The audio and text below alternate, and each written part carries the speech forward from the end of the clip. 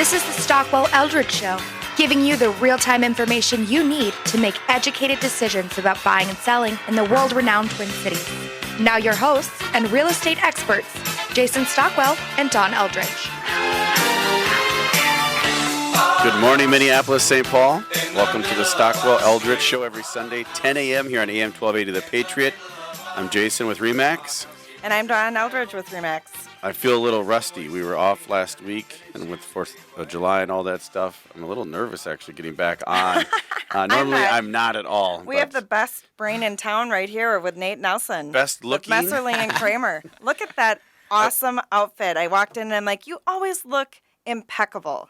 And you do. Now I feel embarrassed that I'm wearing my full tie, suit and shirt. tie. So Nate Nelson is here with Messerly and Kramer, an attorney expert, so we can get into questions with him. We have a great show for you today.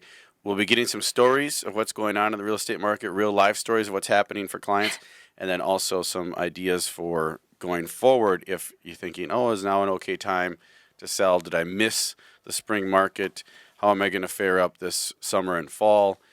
I don't think people have missed the spring market. It's still busy. Still really active, yes. It is amazing. Yes. And listings that I've had sitting for months suddenly are selling, which is great. Now, I'm so excited. Yep. And they're getting the price that they originally wanted, which is wonderful news. Yep. So sellers, don't delay. Don't be scared. Last year after the 4th, everything kind of went south. But now, this year is totally different. And it's true. You cannot predict the market. Every year is completely different. Yep. Last year it was really slow after the 4th. This year, people are still coming on the market. They're still selling. Part of the reason is probably because interest rates. So Don will have some market stats for us as well. But here's some update for you. The Fed in June raised the federal funds rate by a quarter point on June 14th. They're expected to raise it again probably 2 more times before the end of the year. However, contrary to what you would think, that actually lowered. The last time they did that, it lowered in the mortgage rates for consumers to below 4. It went down to 3.9 as the average mortgage rate. That was the lowest it's ever been for the entire 2017 so far this year. Now, we should explain why it went down, even though the feds increased it. Because I think it's confusing for a lot of people to see that the feds have increased the number, yet rates still went down. Do you know why that is? I do. You'd better explain that then. I learned from Miss Sparkles, I hope who's you not weren't here, and asking we me. missed I her. was hoping she wasn't going to ask me. Okay, well, you guys both failed the test. An inverted yield curve would be my guess, but go ahead. Well, whenever you're in doubt, just say, inverted yield curve. And then everybody's like, what? That might be what it is. So the banks and the lenders, they already predict that the rates are going to go up, so they build a cushion into current rates so that it doesn't affect the consumer quite as Directly. one may think it would. Yes. Well, that's good to know. Sorry, I'm having trouble with my words today, so you may have to bear with me a little bit. So it's commonplace. Here's what this says. It's common pattern for the mortgage rates and the federal funds rate to actually move in opposite directions. The same thing happened the last 2 times the Fed raised rates. Interest rates went down on the mortgage end.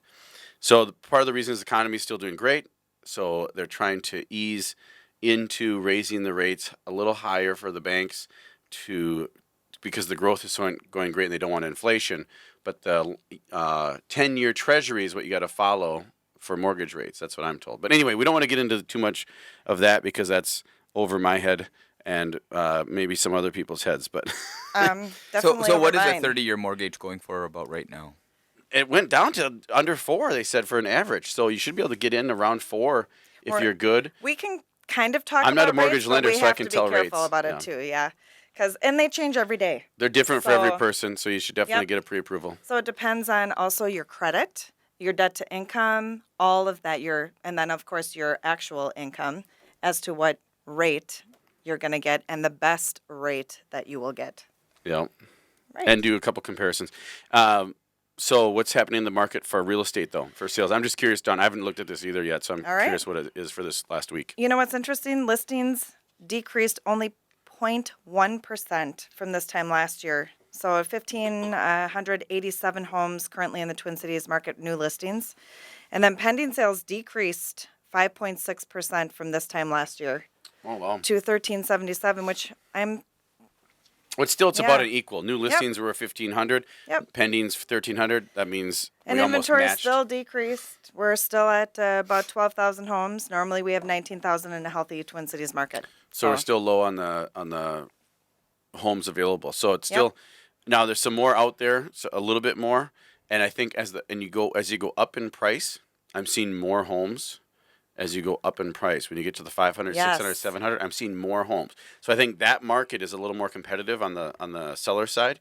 So if you're a buyer in that market, it might be a good time to start, if you haven't bought already, to try to find something and maybe find one that's a good opportunity. If it's lower than that, especially under 300,000, it's just still very, very active and very rampant. And Are you seeing multiple offers under 300,000? If the home is priced correctly, yes. Yeah. And if there aren't certain conditions about the home, like oddities, like one bedroom on each level, so your typical traditional home that has all the bedrooms on the same level, those standard homes. Yes. If there's not functional obsolescence, I love that word. That's a good one. I learned a new word today. There you go. Along with whatever yield. Inverted yield curve. Yield. There we go. What does that mean, anyways? I think you really described it pretty closely, where two items go in opposite directions. Okay, I like that. Oh, that's what it is. Okay. Well, so here's a success story, a fun story for you. We have another success story.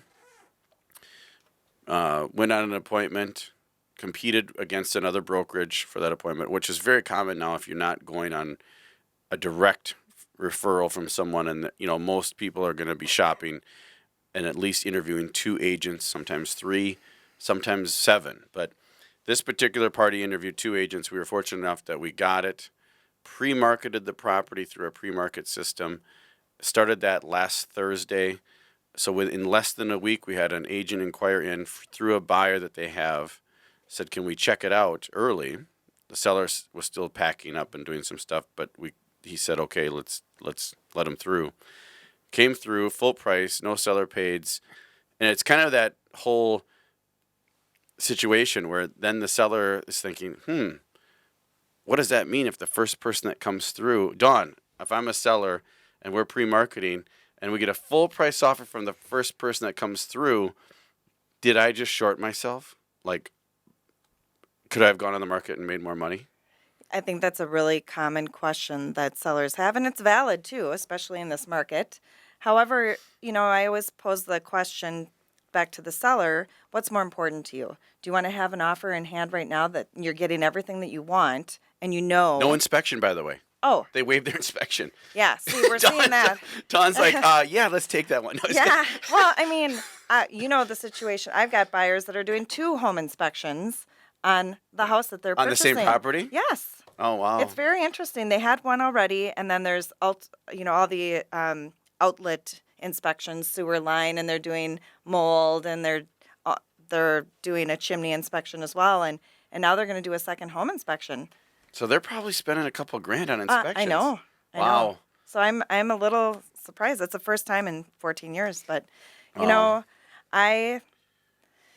that's a tough question. So that's a good answer to that one. Well, so Jason, that's a good answer to that. If there's no inspection, that saves us a lot of potential harm right there. Yeah, and then the other thing I told the client is I said, hey, that buyer's probably been looking. We were scheduled to go on the market in 2 weeks. Did the buyer come in a little over the asking price? Like $100. I mean, we were. Okay. Yeah, I mean, they rounded up to it. But they had no seller paid closing costs, no inspection. Nice. Full price. And he had 2 opinions. I said, hey, what did the other agent say? Like, because, you were interviewing both of us. What did the price of the other agent say? He said exactly what you said. We came in exactly the same price as what we should list it for. Jason, I think that's... So I said, you've got 3 parties now that have agreed on that price. You thought it was fair when we went on, so I think we should, this is a good opportunity. Right. And that buyer, if we would have waited until July 29th, that buyer could have already bought something, I'm sure, and we would have lost them. So that's a true testament to the pre-marketing strategy of how it works, how it can be successful. Basically, there's no harm. It cannot. I don't see how it can possibly harm you unless you're truly, truly trying to you're trying to underprice it and drive up multiple bids. But if you're pricing it fairly and that buyer's searching out properties you might as well raise your hand and say, hey, we're for sale, even though we're not in the MLS yet. We're getting ready to go on the MLS. So Yeah. In my world, we do a lot of buying and selling of corporations right now. We'll send letters of intent back and forth, and the only thing that'll change, kind of like in your experience, is there an inspection? What are the other conditions? We'll get down to the point where the only thing changing now is the price.